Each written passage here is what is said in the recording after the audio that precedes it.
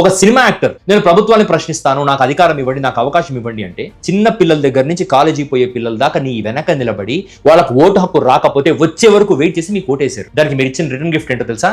Shut your doubts, silence your tongue and follow the leaders without question. ఇది ఈ పవన్ కళ్యాణ్ అన్న Konidela Nagababu, who is also a host for the Jabardast program where a girl of Andhra Pradesh has been trolled brutally. This fellow have no knowledge about the social life. He can speak rubbish about the people who voted for Pawan Kalyan. నువ్వు నోరు మూసుకోమని చెప్పింది ఎవరిని? పిల్లల్నా, జన సైనికుల్నా, మిమ్మల్ని విమర్శిస్తున్న వాళ్ళనా, లేదా ప్రజల్ని నోరు మూసుకొని నాయకుల్ని ప్రశ్నించే హక్కు లేదు, నాయకుడికి అన్ని తెలుసని చెప్పే హక్కు నీకెక్కడుంది? ఆ రోజు రోడ్డు మీద ఇలా అడ్డంగా పడుకొని వానలో ట్రాఫిక్ జామ్ చేసిన పవన్ కళ్యాణ్ ని నువ్వు ప్రశ్నించడానికి హక్కు లేదు అని ఒకవేళ ప్రజలు ఆపుంటే ఈ రోజు పవన్ కళ్యాణ్ అధికారాన్ని ఎంజాయ్ చేసేవాడు కాదు.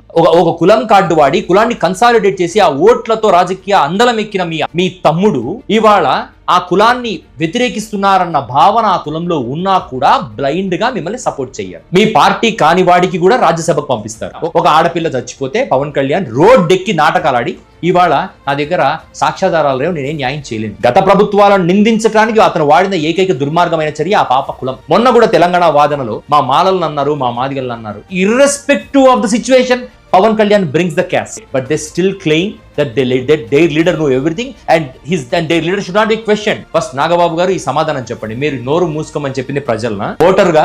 ఈ రాష్ట్రంలో నన్ను నమ్మండి, ప్రశ్నించడానికి వచ్చాను అని చెప్పిన చీటర్స్ కన్నా ప్రశ్నించే హక్కు ఓటర్కి ఎక్కువ ఉంటుంది. ఎందుకంటే ఓటేస్తున్నాం.